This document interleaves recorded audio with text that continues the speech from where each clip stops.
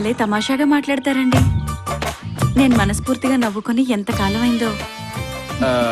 విశాలాక్షి గారు, శాంతికైనా మనశ్శాంతికైనా టిక్కెట్ ఖర్చు కూడా లేకుండా ఫ్రీగా దొరికే ప్లేసెస్ ఈ దేవాలయాలు. ఇక్కడ మనం ఎంచక్క మనసు విప్పి మాట్లాడుకోవచ్చు. ఆహా, మన డైలాగ్స్ కి వల్ల పడింది, మంచి ఉత్సాహంగా కూడా ఉంది. ఇక్కడే అడిగేస్తే పోలా, ఈ గుళ్ళోనే తాళి కట్టేస్తే ఇంకోటి, కాలం చాలా విలువైంది. మనస్సులో ఉన్న మాట ఎంత త్వరగా బయటపెడితే అంత మంచిది. మీ మనసులో ఉన్న ఆరాటం నేను ఐ కెన్ అండర్స్టాండ్, బికాజ్ నేను ఆడవాళ్ళ మనసు బాగా ఎరిగినవాడిని కాబట్టి. ఏమంటున్నాడు? విశాలాక్షి గారు, మనస్ఫూర్తిగా నేను మిమ్మల్ని పెళ్లి చేసుకుందాం అనుకుంటున్నాను. బట్ విసు, నేను అర్థం చేసుకోగలను, కళ్యాణ యోగం ఇంత ఫాస్ట్ గా వస్తుందని మీరు ఎక్స్పెక్ట్ చేస్తుంటారు కదా. బట్ వన్ థింగ్, కళ్యాణం వచ్చినా కక్కొచ్చినా ఆగదంటారు పెద్దవాళ్ళు. మీరేం కంగారు పడకండి, నేను ఇప్పుడు 1 minute, నో 1 second లో వస్తాను. ఓకే? విసు ఇక్కడ మీకు అండగా దండగా ఉండాలని 2 దండలు తెచ్చా. తాళి కట్టాలి, కాస్త బెండ్ అవుతారా? ఏ బ్రాసి మొహం వేధవా, నిన్నేరా? నేనేమో ఫ్యామిలీ గొడవల్లో సతమతం అవుతూ ఉంటే, ఏదో మంచివాడివని నీ మాటల్ని వింటూ నా బాధల్ని నేను మర్చిపోతూ ఉంటే, అదే అలసుగా తీసుకొని నాతోనే తెగ రెచ్చిపోయి నన్నే పెళ్లి చేసుకుంటానంటావా? కుక్కలు చించిన విస్తరి మొహం నువ్వును. నేనెవరో తెలుసారా నీకు? మీరేమన్నా కరణమ్మలేశ్వరి కజిన్ సిస్టర్ అండి? ఎంతో మంచి పేరున్న బృందావన శాస్త్రి గారి కుమార్తెను, పరమ నిష్ఠాగరిష్ఠులైన కేశవ శాస్త్రి గారి భార్యను. అంటే మీకు పెళ్ళైపోయిందా? నా మెళ్ళ తాళిబొట్టు కనిపించట్లేదంట. అదేదో మామూలు చేయాలనుకున్నానండి. అనుకుంటావు ఎందుకు అనుకోవు? నీ సార్థం పెట్టా, నీ పిండాన్ని పిల్లలకు పెట్టా, నీ కంట్లో కారం కొట్టా, నీ కాళ్ళు విరగొట్టి పొయ్యిలో పెట్టా.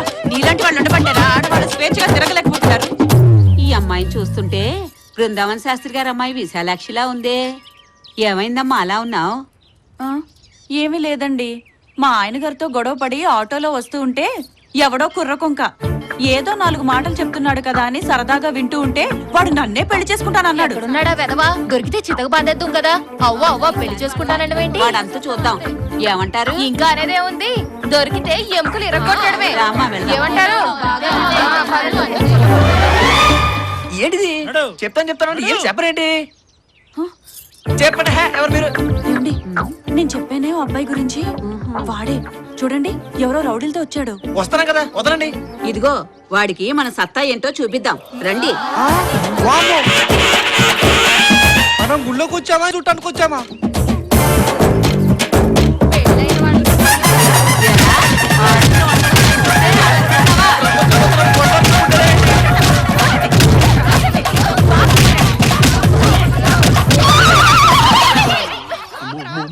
ఇదిగో విశాలాక్షి, ఏమిటే ఇది?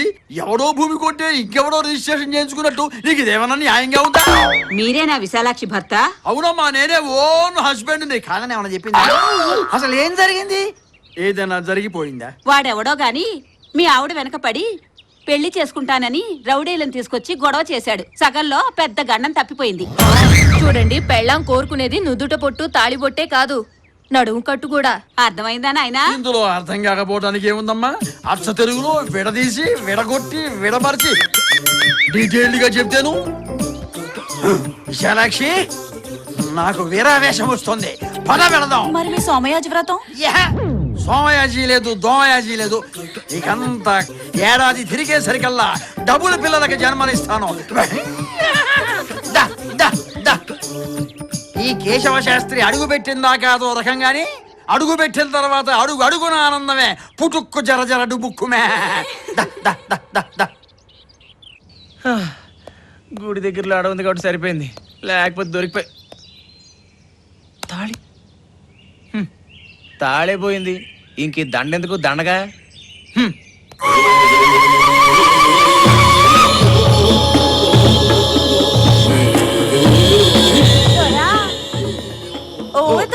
పడిందా? సారీ, మనం మనవైపోనాది దొరా. ఈ స్కీమ్ ఏదో బాగుందే. ఏ పిల్లయితే ఏంటి, మనకి పెళ్లి ముఖ్యం. అదిగో ఆడ నిలబడ్డాడే ఆ మహారాజే నన్ను మనవాడిపోయేది. సావాసగాళ్లతో వచ్చినాడు.